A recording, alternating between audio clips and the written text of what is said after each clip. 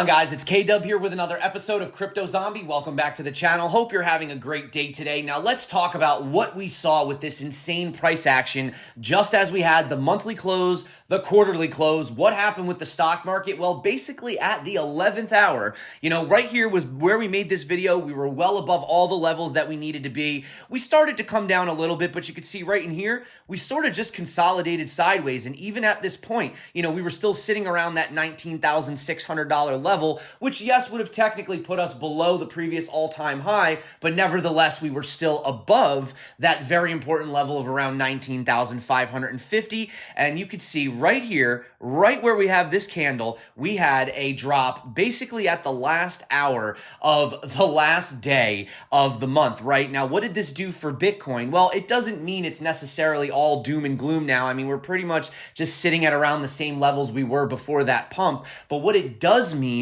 is that now, forever on the charts moving forward, Bitcoin has officially done something it has never done before, which is close a monthly candle below its previous all-time high. And you could see, and it's crazy to think that really everything came down to pretty much the last hour and a half of the entire month, right? Had things gone just a little bit differently, we would not be sitting here looking at this candle. But nevertheless, now for the history books, yes, my friends, we do unfortunately have a red candle that has closed below the previous all-time high. So is it time to just throw in the towel? Well, no, there's still some other things we can look at, but that wasn't necessarily the greatest way to end the month, because now we do have this candle.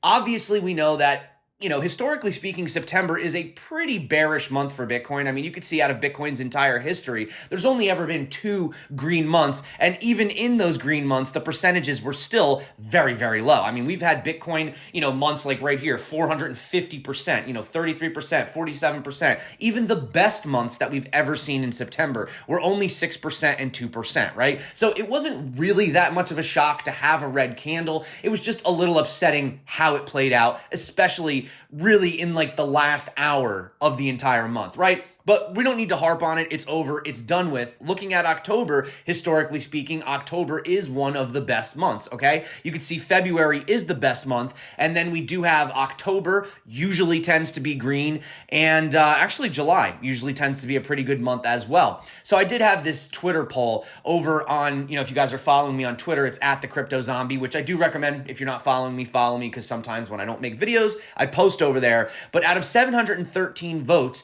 it seems like 56% of people believe we're going to have a bullish October, whereas 44% believe we're going to have the Octo Bear, right, instead of Uptober. Now, having a look at this, you might say, oh, well, that means, obviously more people are bullish, but really 56 to 44%, I'm not really seeing an overwhelming majority, which is telling me that right now, markets are pretty uncertain about what's going to happen moving forward. What do markets hate the most? Uncertainty, right? If we're expecting bad news, okay, we can price that in. If we're expecting good news, okay, we can price that in. When we don't really know what to expect, that is when you see the irrationality happen in these markets. And I can tell you that based on the way that we closed on Friday, not just with Bitcoin, but also with stocks, the S&P, all these other types of equities, I am anticipating a very volatile move, and it's probably going to happen by the end of next week. It could happen as soon as Monday or Tuesday. I'll go into why that is. Now, talking about crypto sentiment, and I have a lot to go over before I get into the charts today. There was a recent survey that did come out, and they were talking about how the interest in crypto has fallen, right? That people aren't really as interested as investing. They're a little bit more skeptical than usual. Now, this could be a sign of capitulation. It could be a sign, if everyone's starting to get bearish, will this be a self-fulfilling prophecy, right? If everyone thinks we're going to have this massive 10-year sideways bear market, super crash, collapse of the global economy, and they don't think Bitcoin's going to be a safe haven, will that actually play out? Or is that just the herd mentality telling us to be a contrarian? Or is it actually different this time? Well, the fact that we did in fact have a monthly candle close below the previous all-time high would suggest that, yes, technically speaking, it is in fact different this time. We can't ignore that. This is the chart. This is the facts, right? That's something that we have to talk about. And there's that fear of the strengthening dollar, what that could do to the markets. Could it cause a reverse currency war? right now? If the dollar is getting so strong, is this going to make all these other countries say, hey, we can't let the dollar get this strong. We're going to have to start raising rates aggressively.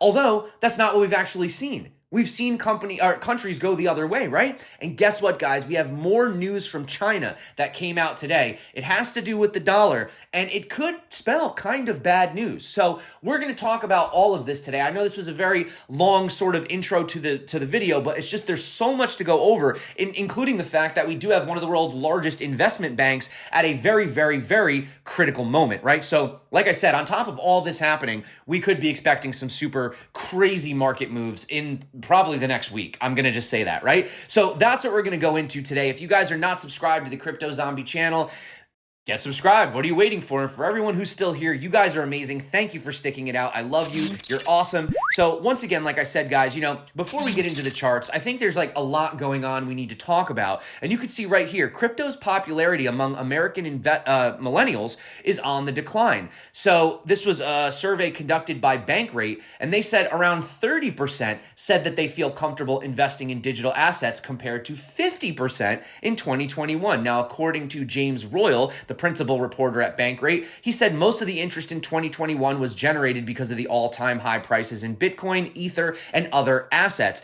Many youngsters thought they could make a lot of money quickly, and that's why they entered the ecosystem, right? And now the same people that were bullish, right, when we were, at 50,000 are nowhere to be seen right now, which is totally backwards in the sense of investing. That's not how you make money. It's not how I made money. I did not make money in these markets by chasing highs. In fact, I did that in 2017. I was the guy who made the mistakes, did everything wrong. And by the time that cycle ended, I basically was exactly back with where the exact money that I started, and all my gains had been erased, right? But then we doubled down on the Crypto Zombie channel. I doubled down. We bought through the bear market of 2018, and then even that correction that we had mid-cycle where we came back down to 3,000 again, right? All the people that bought in those areas are sitting high and pretty right now and don't care, right? Because Bitcoin would have to go all the way down to $3,000 for these people to actually be in a loss, right? But nevertheless, you see that this is sort of a form of capitulation, and they're leaving, right? They're gone. It does send a signal to me. It reminds me of what it was like in that bear market. It was very quiet. Nobody was talking about it. People were asking me about Bitcoin and crypto and investments when everything was up. Nobody calls me now. Nobody talks to me. None of my friends are asking me about Bitcoin, right? Well, they're lost, no offense, because we know what's inevitably going to happen. Now, something that was very, very interesting was actually on the very last day of September, even though we did see that drawdown, you could see Santiment pointed out that 34,723 of Bitcoin moved off exchange, indicating what may be a hint of trader confidence heading into Q4. Now, Q4 is historically the best performing quarter, right, for Bitcoin generally. The last of these to leave exchange was June 17th, where prices jumped 22% in the next 4 weeks, right? So the last time we saw something of this caliber, we did have a 22% move for Bitcoin. Now, is that what we're expecting heading into, this next week? Could this be the big move? Now, I wouldn't be surprised, right, if we did have that rally, because sentiment is pretty negative. Of course, there also is that flip chance that we just have the massive dump, right? That's a possibility always. But like I said, if we do go back here and we switch this to the quarterly, you could see that Q4 is, in fact, the best time to invest. Actually, you could say Q2 technically. So I guess Q2 and Q4 are tied. I guess that's where July comes in. But nevertheless, if you look at the gains specifically, right? Look at the gains that were made in Q2. Not bad. You got a 40%, 123, 159, 42. But look at these right here. On average, the worst drawdown we ever had was 42% in Q4, and I'm certainly hoping that we don't have a 42% drawdown. That would suck, right, to end the year.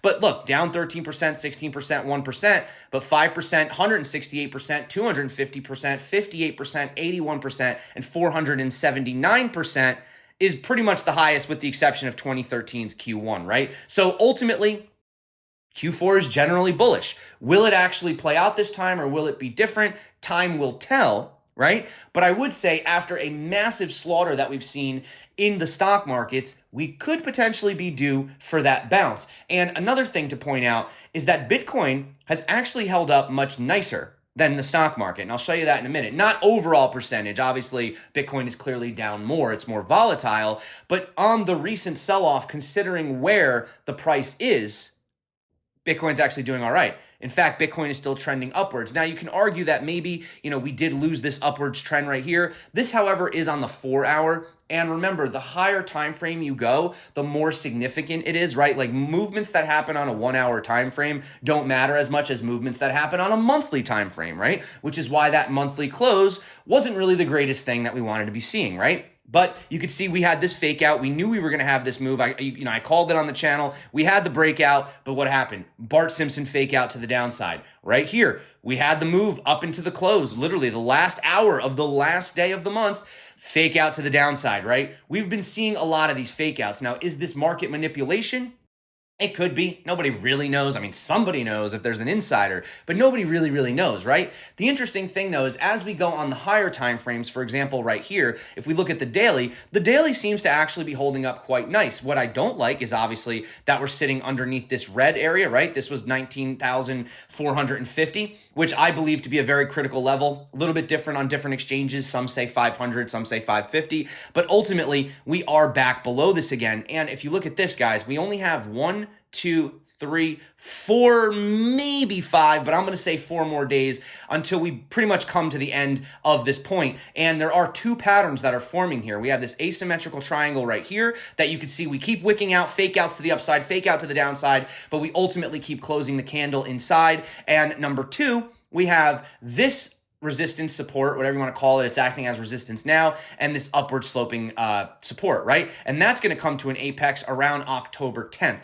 So basically what you can say is the longest this is going to go is until October 10th, but you know how these movements are. They usually tend to break out sooner than later, right? Now, my price targets still stand if we break out to the upside. Having a break above 19,450 will take us back to this area right here. And this is a very critical downward sloping resistance, right? This is sort of the short term, what you want to get above. You see this one right here that we keep getting held down below. Every single time Bitcoin comes up to this point, look at that rejection, right? Right here, look at that rejection. Same thing, right? We had this pump up to the top, right? That was the pump that we called, but we hit that level. Look at that rejection, right? And we're getting very close. So we have 1, 2, and then the major resistance right here. Now, breaking above that level, and I don't know what number that is because it changes based on whatever day it is, right? As the days continue, this number gets lower and lower because we are sloping to the downside. If we could break out of this, downtrend right here,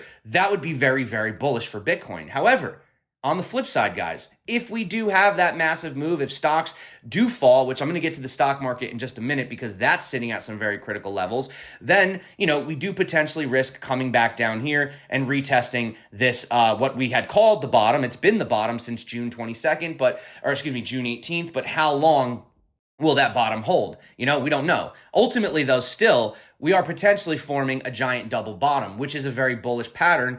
But given the current circumstances, we do have to see how that's going to play out.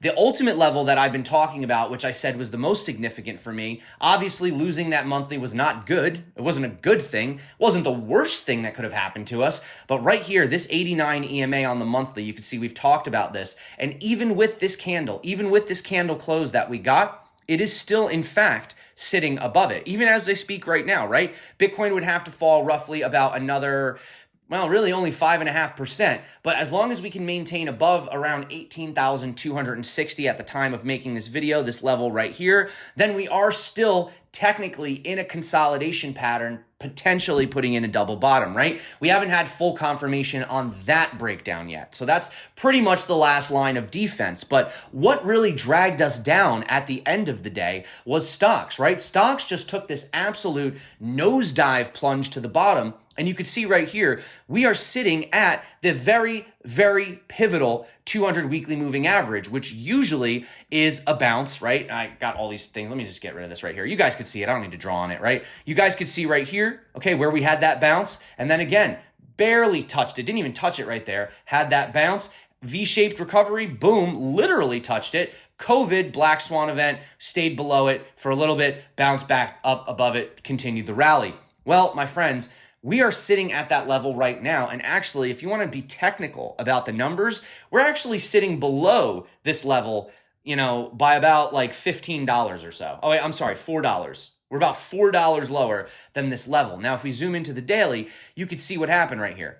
Look at the way that the stock market just decided to just sell off right here. And interestingly, if we go back to Bitcoin and we switch Bitcoin to the daily, ignore this ribbon because it doesn't matter right now. But Bitcoin did not see that much of a sell-off. In fact, we did see the, sell-off on the day, which did give us that monthly candle, but we did continue trending to the upside, and we are still trending to the upside, where the S&P has been in a pretty obvious daily downtrend to the downside, right? Now, we've seen that even though it's negative right now, sentiment for Bitcoin, we did see that when the sterling fell, we saw people buying Bitcoin at record rates, right? So there was some evidence that Bitcoin, maybe for like the first officially documented time in history, was actually being used as a short-term inflation hedge, right? That is something definitely to talk about. So, discussing these types of market movements, these types of crashes, let's just say it's going to be one of the worst cases. Well, what are the 5 biggest crashes we've ever had in U.S. history?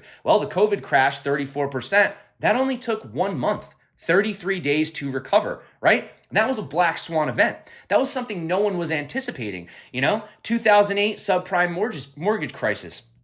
S&P lost 57%. This only took 17 months to recover. Now, the interesting thing is what's happening right now is not really a black swan event. Everyone is, and we know it's going on. We're anticipating this, right? 2008, everybody thought everything was fine. No one was expecting this to happen, right? This kind of was a black swan event, and that only took 17 months, right? Now we move on to the dot-com bubble. This is the one that's going to scare everyone. NASDAQ lost 77%. It took 15 years to recover. This is what everyone's afraid of. Everyone's afraid that we're going to have that dot-com bubble for cryptocurrencies, right? It's possible. In my opinion, I do think there are way too many altcoins that just don't do anything. Lots of them are memes, speculation, dead projects, copies of Bitcoin, copies of this and that, right? Same token, just change it a little bit. So I do believe that there needs to be a major flush out. It's possible. However, I think that in the dot-com bubble, people really didn't understand the internet. They didn't know what they were talking about. They didn't understand that just owning a domain really doesn't mean anything. I mean, you can just get a domain on GoDaddy now, right? But now people are very understanding, or at least those that are interested in investing into things like Bitcoin and Ethereum and cryptocurrencies, even though there's a lot of people that don't necessarily understand it, I think there's a more solid grasp on what Bitcoin is trying to solve, what Ethereum is trying to solve. I don't really think people understood the internet when this bubble happened. So could we have something this detrimental? It's possible, although I don't see it being that bad, and I don't see it taking that long for Bitcoin to recover, right? Then we have the oil crisis and economic recession. Market lost 48%. This lasted 21 months, so not even 2 years. I mean, worst case, guys, if you could stick it out for 2 years, keep in mind, we've already been in the downfall for multiple months now, so we're already, through this area. And then, of course, we have the worst crash in history, 89%, 1929. This lasted 25 years. Now, this is definitely not something that I see happening right now. I mean, this could be the ultimate doom and gloom if you guys think. I don't think we're going into a 25-year bear market.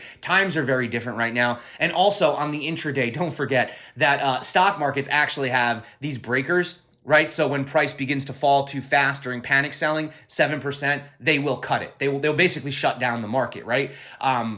So there are these protective mechanisms in it so that we don't go into these crazy free falls that, they don't really want that to happen, right? So talking about the elephant in the room, the DXY. This is what everyone has their eyes on. Now, on the weekly, you could say that, yeah, this looks like there was selling and it looks like there could be some reversal. However, if we switch it to the monthly, it's not really that bullish of a candle. I mean, bearish of a candle. I mean, yes, there's more selling pressure from the top to the bottom, but so what? I mean, look at this candle right here. Look at that candle.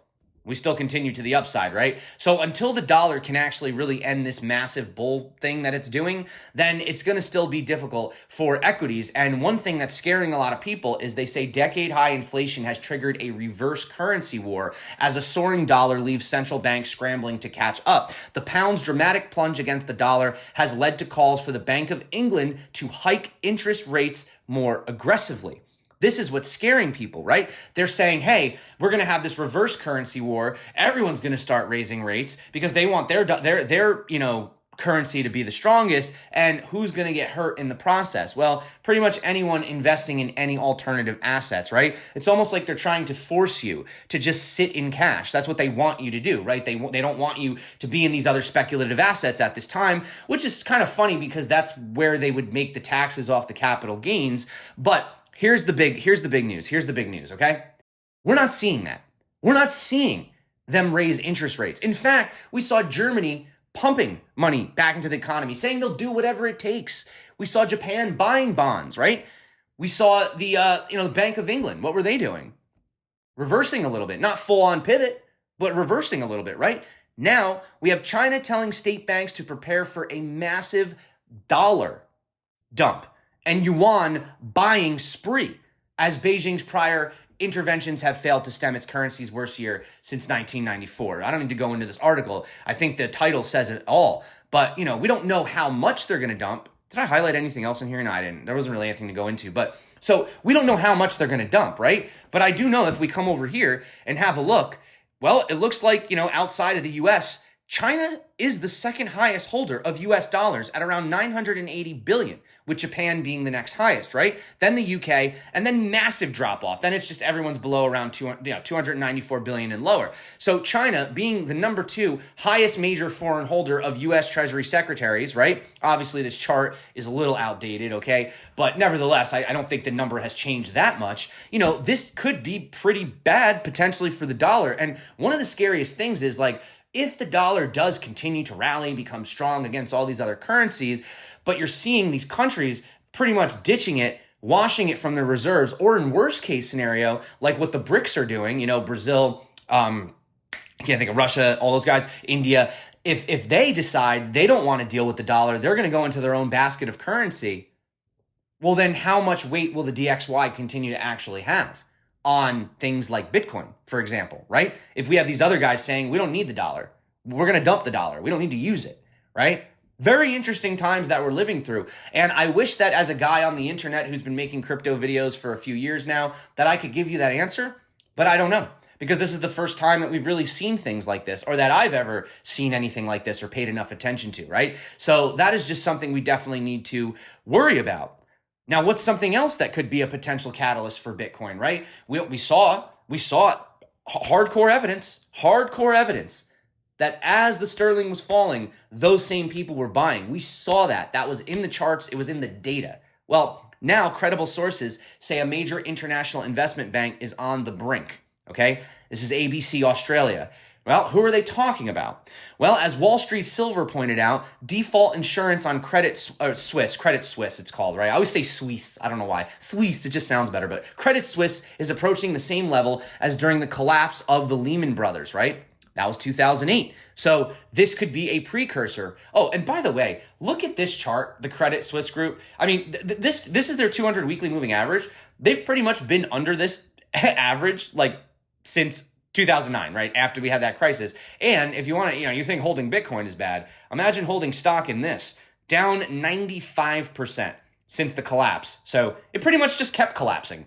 Never stopped collapsing, right? Not too great for them. But over here, you could see that the CFO of the bank said that the bank is at a critical moment. And like Graham Stephan pointed out, both Credit Suisse and Deutsche Bank are designated as systemically important financial institutions. AKA, they're too big to fail.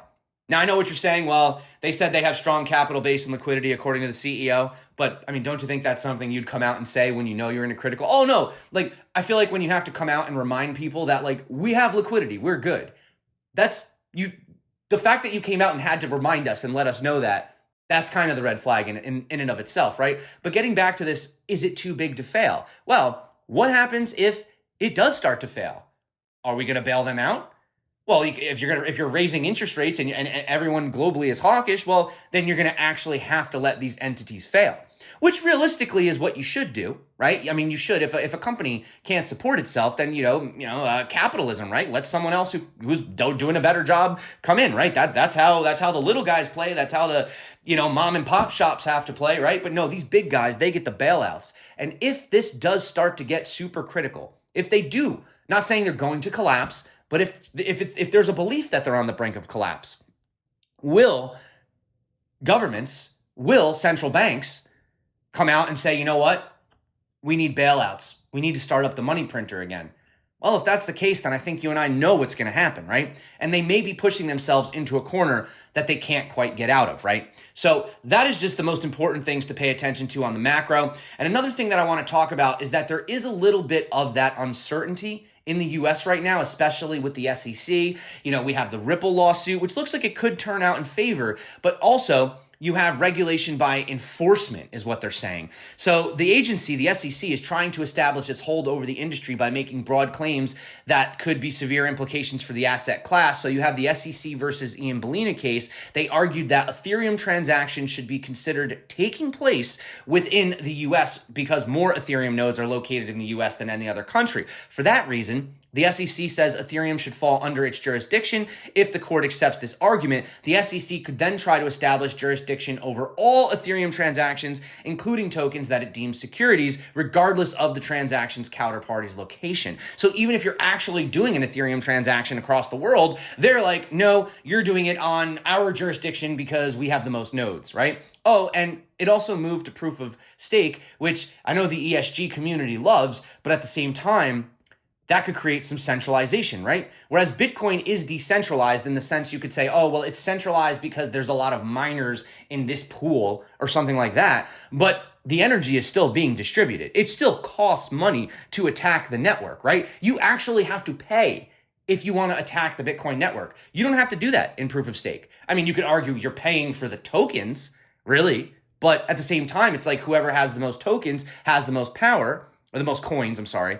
And yeah, if this comes out, this could be really big. So there is a little bit of uncertainty. I think regulation is going to be great for Bitcoin and Ethereum. And I know the libertarians would disagree, but at the same time, I think we've pushed it to its farthest level that it's going to go without the regulation coming in. And that's like how you're going to get these other people, the sovereign wealth funds, right? That's how you're going to get these big name investments coming in with, decent size capital, right? 3%, 5%, something like that, which would be tremendous for the price of Bitcoin. I mean, you're talking about literally moving the price of Bitcoin $20,000 to $40,000, easily with small percent, 1%, something like that, right? And we've gone over that data before on the channel. I don't have the chart pulled up right now, but ultimately what I am saying is that it's not full on doom and gloom. It does seem like there is a lot of uncertainty in the markets right now, but history has proven to us that these things cannot continue, right? That they will not allow these, too big to fail institutions to fall under. And yeah, the dollar's doing really well, right? It's strong as heck on the chart right here, but if we have, China saying, we're going to dump the dollar and go on a yuan buying spree, and you have other countries saying, we'll just use a different basket of currencies. We'll just create our own kind of like Libra, right? Remember that failed project kind of currency. And then in that case, the question is, how much will this really have an effect on things, right? Maybe the US may be pushing a little bit too hard, right? They haven't really even taken enough time to see the damage that they're doing. Usually you need a few months, 3 to 6 months, or even sometimes a year to see the effects of what you're doing today. And yet we're not really doing that. We're just raising and raising and raising. And, Powell was saying how he thought, months back in the year that 75 was too high, and yet that's what they keep doing, without really analyzing what's truly happening underneath, right? So something is going to crack, my friends. Something is going to break. It could be crazy short term, but long term, Bitcoin is solid money. And we've already seen the evidence of some of these, countries, some of these citizens, investors, whoever's doing this, actually running into Bitcoin as a potential safe haven, not full on safe haven, but when you're seeing this is the daily chart right here for the S&P. This is the daily chart. These are all these days, right? Each one of these represents a day. And you come over here and you have a look at Bitcoin, excluding my, rainbow thing. Bitcoin does kind of seem to be holding up a little bit better. Like, yes, it is sloping downward, but I mean, not as aggressively as this. Very interesting. Could the tides actually be turning? That's it for me today, guys. Thank you so much for coming back to the channel. Hope you guys enjoyed this video. It is unfortunate we did get that monthly close. It was happening. I wasn't lying. When I made the video, it was there. And if you guys watched, it was right around the last hour and a half. We just got that boom to the downside. But I am not swayed just yet. I still think that Bitcoin has a very, very bright future. And anyone investing right now, I think long term will do quite well. So that's it for me. Thank you for coming back to the channel. Hope you guys enjoyed this kind of long video. And of course, if you are looking to trade next week, I do think there's going to be some crazy opportunities. Make sure you check out these videos popping up right here, right now. Until next time, stay crypto. And of course, peace out.